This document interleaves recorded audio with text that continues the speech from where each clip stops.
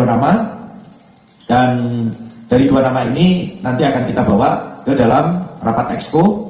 Kami berharap mudah-mudahan bisa kami lakukan rapat exco. Yes, alhamdulillah masa depan sepak bola Indonesia terselamatkan. Tepat pagi ini, Presiden ambil sikap tegas.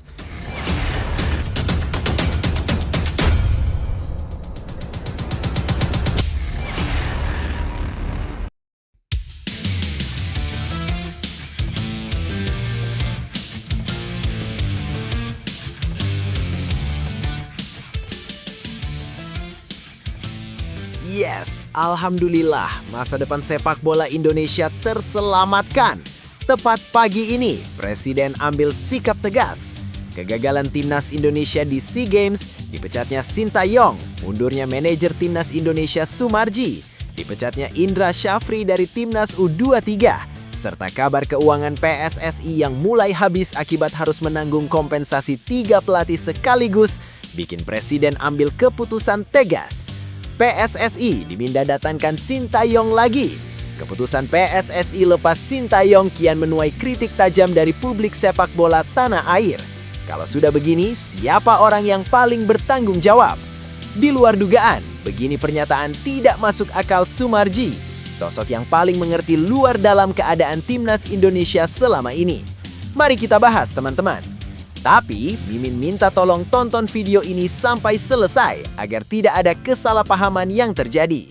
Dan tak bosan-bosan juga, tolong like dan share video ini ke media sosial kalian agar semua orang tahu apa yang sedang terjadi.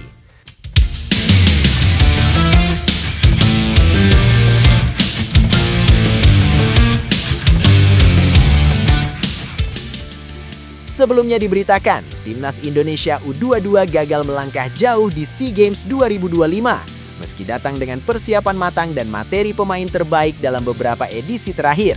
Hasil ini menjadi sorotan karena Garuda Muda tersingkir di fase grup. Ketua Badan Tim Nasional Sumarji bahkan menyebut tim kali ini sebagai yang paling tidak masuk akal. Berikut ini 3 faktanya. Fakta 1, persiapan paling matang tapi gagal total. Timnas Indonesia U22 menjalani persiapan yang jauh lebih baik dibandingkan SEA Games sebelumnya. Uji coba internasional digelar melawan India dan Mali, lawan dengan kualitas di atas Asia Tenggara. Fasilitas pemusatan latihan hingga akomodasi di Chiang Mai juga dipersiapkan secara maksimal. Bahkan, agenda timnas senior pada FIFA Matchday November sempat dikorbankan demi memaksimalkan persiapan Garuda Muda. Namun semua kesiapan itu tidak berbanding lurus dengan hasil di lapangan. Indonesia justru kalah dari Filipina dan hanya menang sekali atas Myanmar, sehingga gagal lolos dari fase grup. Fakta 2, materi pemain termahal dan paling lengkap. Berbeda dengan SEA Games 2023 saat Indonesia meraih emas tanpa pemain diaspora, SEA Games 2025 justru diperkuat sejumlah pemain diaspora dengan kualitas tinggi. Sumarji menyebut komposisi pemain kali ini luar biasa dan sangat lengkap di semua lini. Dengan materi seperti itu, ekspektasi publik pun meningkat. Sumarji bahkan mengaku sejak awal memiliki feeling positif dan menilai Timnas U22 minimal bisa melaju ke final. Namun realitas berkata lain, kualitas individu tidak mampu diterjemahkan menjadi performa kolektif di lapangan. Yang saya juga heran, kualitas para pemain yang kita bawa ini luar biasa.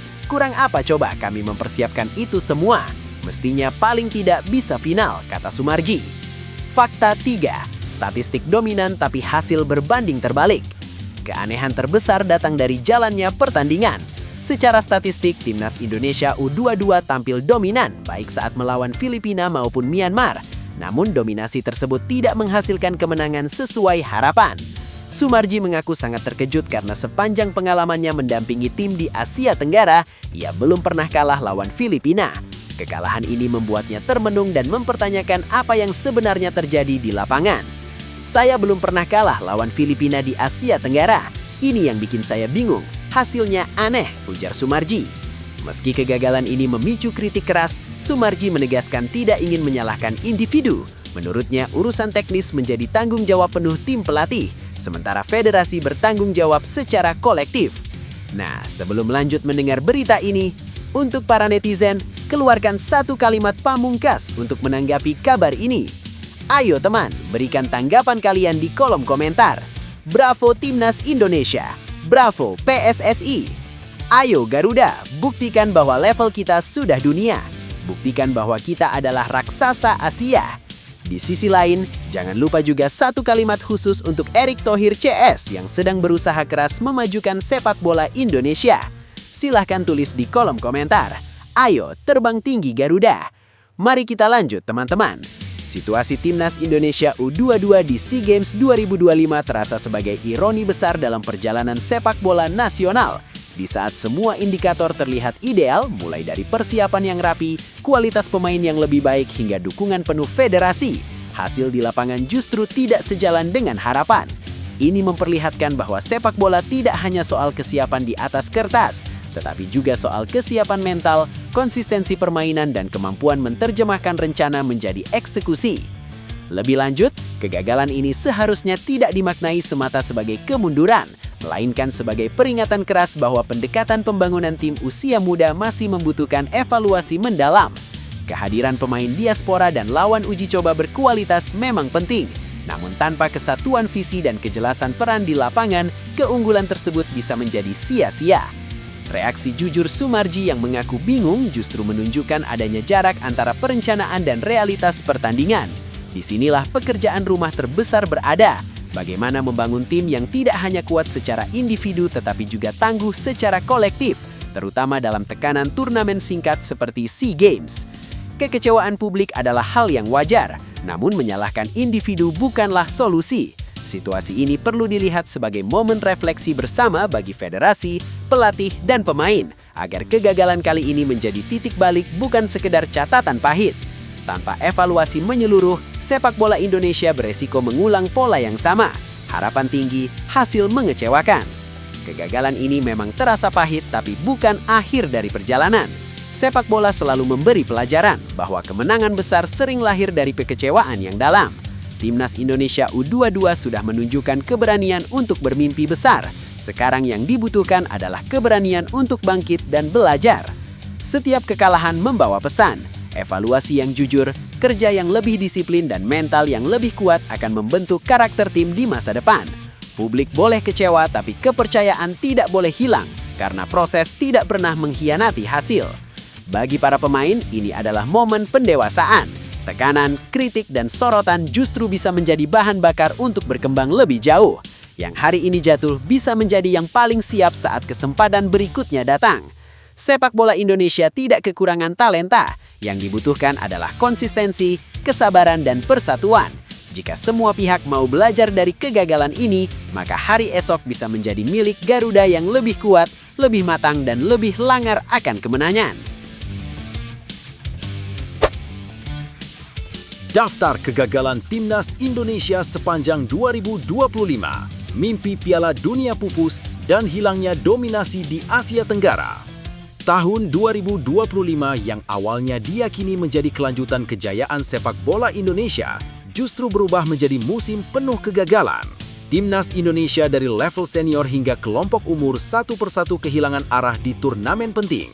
Pergantian pelatih di awal tahun belum memberi hasil nyata, sementara target besar berakhir sebagai kekecewaan nasional. Disambung dengan kalimat berikut ini 3 faktanya. Fakta 1. Mimpi Piala Dunia 2026 resmi pupus. Harapan besar yang berakhir luka mendalam. Kegagalan paling menyakitkan datang dari Timnas Indonesia Senior yang gagal melaju ke Piala Dunia 2026. Meski sempat mencetak sejarah dengan menembus putaran keempat kualifikasi, langkah skuad Garuda akhirnya terhenti. Di bawah asuhan Patrick Kluivert, Indonesia hanya mampu meraih 3 kemenangan sepanjang 2025, termasuk dari Bahrain, Cina, dan Taiwan dalam laga uji coba. Hasil tersebut tenggelam oleh kekalahan telak di laga krusial.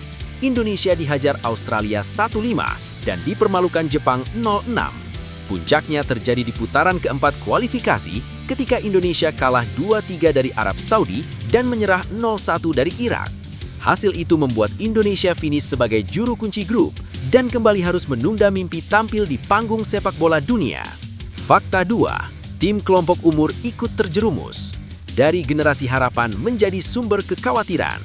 Kegagalan tim senior ternyata diikuti oleh tim kelompok umur. Timnas U23 yang ditangani Gerald Vandenberg gagal memenuhi ekspektasi. Di Piala AFF U23, Indonesia hanya mampu finish sebagai runner-up setelah kalah 0-1 dari Vietnam di partai final. Kekalahan tersebut menjadi sinyal awal bahwa dominasi regional mulai luntur. Situasi kian memburuk saat timnas U23 gagal lolos ke Piala Asia U23 2026. Status semifinalis Asia pada edisi sebelumnya tak mampu dipertahankan. Indonesia kalah bersaing dengan Korea Selatan di babak kualifikasi. Penurunan ini menjadi tamparan keras bagi sistem pembinaan usia muda yang selama ini dianggap mulai stabil. Fakta 3. SEA Games dan Piala Asia berakhir anti klimaks. Juara bertahan gugur lebih awal. Kegagalan berlanjut di level usia lainnya. Timnas U20 tampil mengecewakan di Piala Asia U20 2025. Skuad asuhan Indra Syafri hanya meraih 1 poin dari 3 laga setelah imbang dengan Yaman dan kalah dari Iran serta Uzbekistan. Turnamen tersebut ditutup tanpa kemenangan dan tanpa progres berarti. Di SEA Games 2025 Thailand, timnas U22 juga gagal total. Datang sebagai juara bertahan, Garuda Muda justru tersingkir di fase grup. Kekalahan mengejutkan 0-1 dari Filipina di laga pembuka menjadi penyebab utama. Meski menang 3-1 atas Myanmar di laga terakhir, hasil itu tak mampu menyelamatkan langkah Indonesia. Tahun 2025 pun resmi dicatat sebagai musim evaluasi besar bagi sepak bola nasional. Lebih lanjut, situasi ini menunjukkan bahwa sepak bola Indonesia sedang berada di persimpangan penting. Keputusan besar yang diambil secara cepat ternyata belum diikuti dengan kesiapan sistem dan fondasi yang kuat di lapangan. Pergantian pelatih memang membawa harapan baru, tetapi tanpa transisi yang matang, perubahan justru melahirkan ketidakstabilan performa. Hasil buruk yang terjadi di hampir semua level menandakan bahwa masalahnya bukan semata pada satu tim, melainkan menyentuh struktur pembinaan secara menyeluruh. Kegagalan beruntun ini seharusnya tidak dibaca sebagai kemunduran prestasi, tetapi juga sebagai alarm keras bagi federasi dan pemangku kepentingan. Target yang terlalu tinggi tanpa pemetaan realistis justru membebani pemain dan pelatih. Ketika hasil tidak sesuai harapan, tekanan publik semakin besar dan ruang untuk bertumbuh menjadi sempit. Dalam jangka panjang, pola seperti ini beresiko mematikan regenerasi dan kepercayaan diri pemain. Namun, di balik kekecewaan, ada peluang untuk berbenah. Tahun 2025 bisa menjadi titik refleksi agar sepak bola Indonesia kembali ke jalur yang lebih sehat. Konsistensi kebijakan, keberanian mengevaluasi diri, dan kesabaran dalam membangun tim harus menjadi pegangan. Prestasi besar tidak lahir dari keputusan instan, melainkan dari proses panjang yang dijalani dengan arah yang jelas dan komitmen bersama. Kegagalan bukanlah akhir dari perjalanan sepak bola Indonesia, melainkan bagian dari proses menuju kedewasaan. Tahun 2025 memang meninggalkan luka dan kekecewaan, tetapi justru dari momen sulit inilah karakter kuat sebuah tim dibentuk. Tidak ada prestasi besar yang lahir tanpa pernah jatuh lebih dulu. Para pemain, pelatih, dan seluruh elemen sepak bola nasional tidak boleh kehilangan keyakinan. Setiap kekalahan menyimpan pelajaran, setiap kritik adalah cermin untuk berbenah. Yang terpenting adalah keberanian untuk bangkit, memperbaiki fondasi, dan terus bekerja tanpa lelah meski sorotan publik begitu tajam. Dukungan dan kesabaran menjadi kunci. Sepak bola Indonesia pernah melampaui masa sulit dan selalu menemukan jalannya kembali. Selama semangat juang tetap dijaga dan proses dijalani dengan jujur, harapan itu tidak akan pernah padam. Garuda mungkin terluka hari ini, tetapi sayapnya masih kuat untuk terbang lebih tinggi di masa depan. Respon Indra Syafri usai dicopot dari jabatan pelatih Timnas U22 Indonesia. Kursi pelatih Timnas U22 Indonesia resmi berganti setelah hasil mengecewakan di SEA Games 2025. Indra Syafri yang sebelumnya dipercaya memimpin Garuda Muda harus menerima keputusan PSSI untuk mengakhiri kerjasama. Perjalanan singkat di fase grup menjadi titik balik besar bagi masa depannya. Di balik keputusan itu tersimpan 3 faktanya. Fakta 1, gagal total di fase grup SEA Games 2025. Perjalanan Timnas U22 Indonesia di SEA Games 2025 berjalan jauh dari ekspektasi. Tergabung di grup C bersama Filipina dan Myanmar, skuad asuhan Indra Syafri hanya mencatat 1 kemenangan dan 1 kekalahan. Kekalahan tipis 0-1 dari Filipina menjadi pukulan telak sebelum kemenangan 3-1 atas Myanmar menutup fase grup. Namun, hasil tersebut tak cukup mengantar Garuda Muda melangkah ke semifinal. Indonesia hanya finish sebagai runner-up grup dengan 3 poin dan tersingkir karena aturan hanya juara grup yang lolos. Harapan sebagai runner-up terbaik pun pupus lantaran kalah produktivitas gol dari Malaysia. Kegagalan ini menjadi catatan pahit yang langsung memicu evaluasi besar di tubuh PSSI. Fakta 2, PSSI akhiri kerjasama lewat evaluasi menyeluruh. Keputusan resmi PSSI diumumkan pada Selasa 16 Desember 2025. Ketua Badan Tim Nasional Sumarji menjelaskan bahwa hasil SEA Games menjadi dasar utama evaluasi federasi. Ia menyebut bahwa BTN telah melaporkan situasi tersebut kepada jajaran Exco hingga Ketua Umum PSSI sebelum mengambil keputusan final. Sumarji menyampaikan bahwa secara federasi telah disepakati pengakhiran hubungan kerja dengan Indra Syafri. Ia juga menegaskan bahwa seluruh hak dan kewajiban akan dijalankan sesuai kontrak. Menurutnya, federasi wajib memenuhi hak pelatih dan pelatih juga telah memahami kewajiban yang berlaku dalam kesepakatan tersebut. Fakta 3, Indra Syafri terima keputusan dengan lapang dada. Di balik keputusan besar ini, tidak terjadi polemik terbuka. Sumarji mengungkapkan bahwa dirinya telah berbicara langsung dengan Indra Syafri sebelum pengumuman resmi. Dalam pertemuan itu, Indra disebut menerima hasil evaluasi dengan sikap dewasa dan ikhlas. Sumarji menegaskan bahwa mulai hari ini Indra Syafri sudah tidak memiliki hubungan kerja apapun dengan PSSI. Ia menyebut semua pihak sepakat menjalankan keputusan ini dengan baik dan profesional. Sikap lapang dada Indra Syafri menutup satu bab perjalanan di Timnas U22 sekaligus membuka fase baru bagi federasi untuk mencari arah dan sosok pelatih berikutnya. Lebih lanjut, situasi ini menunjukkan bahwa sepak bola nasional masih berada dalam fase pencarian konsistensi antara target prestasi dan stabilitas kepelatihan. Keputusan PSSI mengakhiri kerjasama dengan Indra Syafri memang terasa keras, tetapi bisa dipahami dalam konteks turnamen sekelas SEA Games yang selalu dibebani ekspektasi tinggi. Di sisi lain, kegagalan di fase grup tidak sepenuhnya mencerminkan kualitas pembinaan, karena faktor sistem kompetisi dan margin hasil yang sangat tipis juga ikut menentukan nasib tim. Indra Syafri sendiri telah lama menjadi figur penting dalam pengembangan pemain muda Indonesia. Cara ia menerima keputusan dengan lapang dada menunjukkan kedewasaan dan profesionalisme yang patut diapresiasi. Situasi ini seharusnya tidak dilihat semata sebagai akhir yang pahit, tetapi sebagai momentum evaluasi menyeluruh, baik bagi federasi maupun ekosistem tim nasional, agar kesalahan serupa tidak terus berulang di level usia muda. Kegagalan ini bukan akhir dari segalanya, melainkan bagian dari proses panjang membangun sepak bola yang lebih kuat. Setiap jatuh memberi pelajaran berharga tentang apa yang harus diperbaiki dan bagaimana melangkah lebih baik ke depan. Baik bagi pelatih, pemain maupun federasi, momen seperti ini adalah kesempatan untuk tumbuh, bukan untuk saling menyalahkan. Tetaplah percaya bahwa kerja keras dan niat tulus tidak pernah sia-sia. Sepak bola Indonesia membutuhkan kesabaran, konsistensi, dan keberanian untuk bangkit setelah kecewa. Selama semangat belajar dan memperbaiki diri terus dijaga, akan selalu ada kesempatan baru untuk membuktikan bahwa kegagalan hari ini bisa menjadi fondasi keberhasilan di masa depan. Setiap perjalanan besar selalu diwarnai tikungan tajam dan jalan terjal. Saat hasil tidak sesuai harapan, bukan berarti usaha yang telah dilakukan kehilangan makna.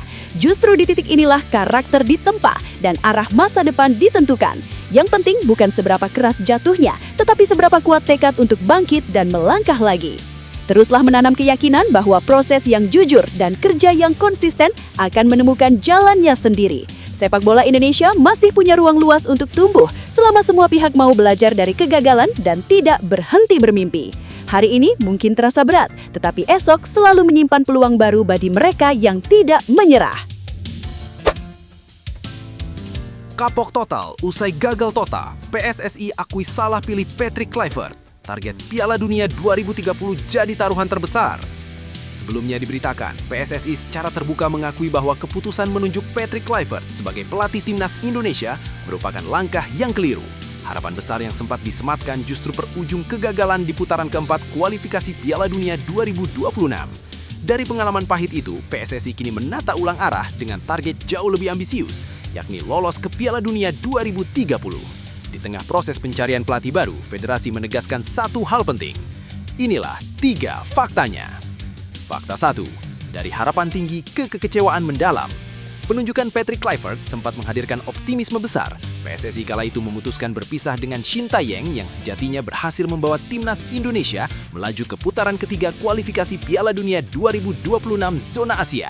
Tongkat estafet lalu diberikan kepada Kluivert dengan harapan pengalaman internasionalnya mampu membawa Garuda terbang lebih tinggi. Faktanya, perjalanan justru berakhir pahit. Meski timnas Indonesia sempat melangkah ke putaran keempat kualifikasi Piala Dunia 2026, performa tim anjlok drastis. Kekalahan telak dari Arab Saudi dan Irak membuat mimpi ke Piala Dunia 2026 runtuh. PSSI pun akhirnya mendepak Patrick Kluivert dan mengakui bahwa proses penunjukannya terasa seperti membeli kucing dalam karung. Fakta 2, PSSI belajar, proses seleksi kini lebih terbuka dan ketat. Trauma kegagalan membuat PSSI mengubah pendekatan. Kali ini federasi tak ingin mengulang kesalahan yang sama. Proses pencarian pelatih baru dilakukan secara terbuka dan melibatkan banyak pihak. 4 calon pelatih telah diinterview langsung di Inggris oleh delegasi resmi PSSI. Anggota Exco PSSI Andri Irawan menegaskan bahwa pemilihan pelatih tidak lagi dilakukan secara terburu-buru. Ia mengatakan, pesan dari Pak Ketua Umum PSSI Erick Thohir, target kami tidak main-main. Kami ingin berusaha lolos ke Piala Dunia 2030. Makanya kami harus cari pelatih yang berkualitas. Menurut Andri, 4 pelatih yang ditemui memiliki rekam jejak bagus dan yang terpenting mempunyai persiapan matang untuk timnas Indonesia. Fakta 3, target Piala Dunia 2030 jadi garis merah. Berbeda dari sebelumnya, kali ini PSSI menetapkan target jangka panjang yang jelas. Pelatih baru bukan hanya dituntut memperbaiki performa tim dalam waktu singkat, tetapi juga membangun fondasi menuju Piala Dunia 2030. Andri Irawan menegaskan, kami tidak ingin lagi membeli kucing dalam karung. Kami ingin pelatih terbaik yang benar-benar hatinya untuk Indonesia. Kami tidak ingin terjadi kejadian yang kurang baik sebelum ini.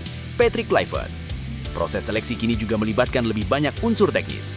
Delegasi yang berangkat ke Inggris terdiri dari Andri Irawan, Muhammad selaku Exco PSSI, Alexander Zuirs sebagai direktur teknik, serta Jordi Cruyff sebagai penasihat teknik. Evaluasi kegagalan di putaran keempat kualifikasi Piala Dunia 2026 menjadi dasar utama dalam menentukan kriteria pelatih yang dianggap tepat. Kegagalan memang menyakitkan, tetapi dari sanalah PSSI belajar. Sepak bola Indonesia kini berada di persimpangan penting. Keputusan yang diambil hari ini akan menentukan masa depan timnas 1 dekade ke depan. Dengan proses seleksi yang lebih matang dan target yang jelas, harapan untuk melihat Garuda tampil di panggung dunia bukan lagi sekadar mimpi. Ini saatnya bangkit lebih cerdas dan melangkah dengan keyakinan baru. Lebih lanjut, situasi yang dihadapi PSSI saat ini menjadi cermin penting bahwa sepak bola modern tidak bisa lagi bergantung pada nama besar semata.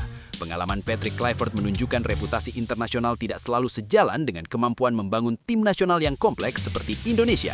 Keberanian PSSI mengakui kesalahan patut diapresiasi, karena tidak semua federasi mau terbuka soal kegagalan strategisnya sendiri. Langkah mempertegas proses seleksi pelatih juga menjadi sinyal bahwa PSSI mulai belajar dari masa lalu. Keterlibatan banyak unsur teknis dalam wawancara calon pelatih menunjukkan keseriusan untuk membangun fondasi jangka panjang, bukan sekedar mengejar hasil instan. Target Piala Dunia 2030 memang terdengar ambisius, namun justru disitulah arah sepak bola nasional diuji, apakah benar-benar siap berbenah secara sistematis. Di sisi lain, publik tentu berharap perubahan ini tidak berhenti pada wacana. Transparansi harus dibarengi konsistensi dalam mendukung pelatih terpilih nanti, baik dari sisi program pembinaan, kompetisi domestik, hingga keberanian menahan diri dari intervensi berlebihan. Jika proses ini dijaga dengan disiplin, kegagalan sebelumnya bisa menjadi titik balik penting bagi masa depan timnas Indonesia. Kegagalan hari ini bukanlah akhir dari perjalanan sepak bola Indonesia, melainkan bahan bakar untuk melompat lebih jauh. Setiap luka dari proses yang salah adalah pelajaran berharga untuk membangun keputusan yang lebih bijak. Timnas Indonesia sudah membuktikan bahwa mereka mampu bersaing dan melangkah sejauh ini bukan karena kebetulan, tetapi karena kerja keras dan kepercayaan.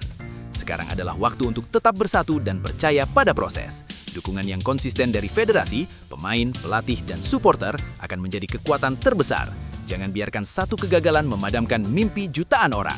Dengan arah yang jelas, keberanian untuk belajar, dan semangat pantang menyerah, Garuda masih punya waktu dan peluang untuk terbang lebih tinggi menuju panggung dunia. Usai pecat Indra Syafri, Sumarji resmi mundur dari jabatan manajer Timnas Indonesia. Sebelumnya diberitakan, Ketua Badan Tim Nasional BTN Sumarji secara mengejutkan mengumumkan pengunduran diri dari posisi manajer Timnas Indonesia. Keputusan ini datang tak lama setelah PSSI memecat Indra Syafri menyusul kegagalan total Timnas Indonesia U22 di SEA Games 2025. langkah Sumarji disebut sebagai upaya mengambil tanggung jawab moral sekaligus membuka jalan pembenahan menyeluruh demi mengembalikan kejayaan skuad Garuda. Disambung dengan kalimat berikut ini, 3 faktanya. Scroll ke bawah untuk membaca artikel. Fakta pertama, mundur demi fokus menyelamatkan Timnas. Keputusan Sumarji untuk melepas jabatan manajer Timnas bukan tanpa alasan. Ia menilai tugas di badan tim nasional ke depan jauh lebih berat dan membutuhkan fokus penuh. Tahun 2025 menjadi periode kelam bagi sepak bola Indonesia dengan sederet kegagalan di level senior maupun kelompok umur.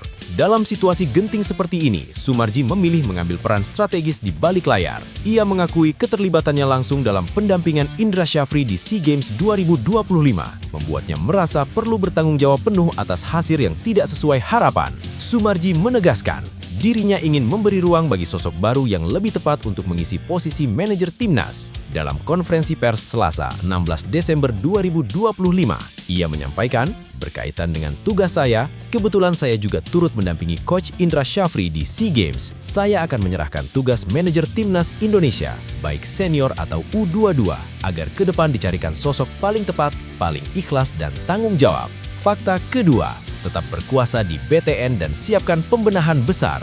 Meski mundur dari jabatan manajer, Sumarji tidak sepenuhnya meninggalkan struktur tim nasional. Ia tetap dipercaya sebagai ketua BTN, dan justru dari posisi inilah ia berjanji melakukan pembenahan menyeluruh. Fokus utamanya adalah memperbaiki sistem pembinaan Timnas dari usia muda hingga senior yang dinilai mengalami kemunduran sepanjang tahun ini. Menurut Sumarji, tantangan di BTN sangat berat karena Timnas sedang berada dalam fase krisis kepercayaan dan performa. Ia menegaskan perlunya kerja ekstra, fokus penuh dan langkah konkret agar kejayaan Timnas bisa kembali seperti sebelumnya. Sumarji menyatakan, selanjutnya saya akan fokus di BTN karena ke depan tugas-tugas yang harus dikerjakan luar biasa beratnya. Kita tahu tahun ini Timnas baik senior maupun kelompok umur mengalami sesuatu yang memerlukan tugas ekstra, fokus dan harus betul-betul mengembalikan kejayaan Timnas seperti sebelum-sebelumnya. Ia juga menyerahkan sepenuhnya penunjukan manajer baru kepada PSSI dengan harapan sosok terpilih memiliki kapasitas lebih baik darinya. Fakta ketiga, permintaan maaf dan tanggung jawab moral. Pengunduran diri Sumarji juga syarat dengan nuansa emosional. Ia secara terbuka menyampaikan permohonan maaf kepada publik sepak bola Indonesia atas kegagalan Timnas U22 di SEA Games 2025 Thailand. Kegagalan lolos dan pulang tanpa prestasi menjadi pukulan besar yang menurutnya sangat mengecewakan masyarakat. Dengan nada rendah hati, Sumarji mengakui hasil tersebut tidak bisa dibenarkan dan harus ditebus dengan kerja keras ke depan. Ia berjanji akan berupaya maksimal melalui BTN untuk membenahi mental serta performa para pemain. Dalam pernyataannya, ia mengatakan, saya mohon maaf yang sebesar-besarnya kepada publik berkaitan tidak berhasilnya, tidak suksesnya di SEA Games. Kita tidak bisa lolos dan tentu ini sangat menyulitkan dan mengecewakan. Sekali lagi saya minta maaf sebesar-besarnya. Saya akan berupaya di BTN untuk bisa lebih baik lagi memperbaiki situasi sekarang ini. Pengunduran diri Sumarji menandai babak baru dalam perjalanan Timnas Indonesia. Publik kini menunggu langkah konkret PSSI dan BTN. Apakah perubahan ini benar-benar menjadi titik balik atau justru menambah panjang daftar kekecewaan sepak bola nasional? Namun satu hal pasti, keputusan ini menunjukkan bahwa tanggung jawab di Timnas bukan sekedar jabatan, melainkan keberanian untuk mundur demi perbaikan. Lebih lanjut, situasi ini mencerminkan fase refleksi yang jarang terjadi di tubuh sepak bola Indonesia. Mundurnya Sumarji dari jabatan manajer Timnas Indonesia bisa dibaca sebagai bentuk tanggung jawab moral atas kegagalan di SEA Games 2025, sekaligus sinyal bahwa masalah Timnas tidak bisa ditangani lagi setengah hati. Ada pesan kuat bahwa perubahan struktural lebih penting daripada sekedar mengganti pelatih atau mencari kambing hitam. Di sisi lain, keputusan ini juga menyisakan tanda tanya besar. Publik wajar mempertanyakan apakah mundur dari posisi manajer sudah cukup untuk menjawab akar persoalan yang selama ini berulang. Selama sistem pembinaan, perencanaan jangka panjang dan keberanian mengambil keputusan tegas tidak dibenahi, pergantian figur akan menjadi siklus tanpa akhir. Namun tetap harus diakui ada niat untuk berbenah. Dengan Sumarji memilih fokus di BTN, peluang pembenahan menyeluruh dari level usia muda hingga senior terbuka lebih lebar.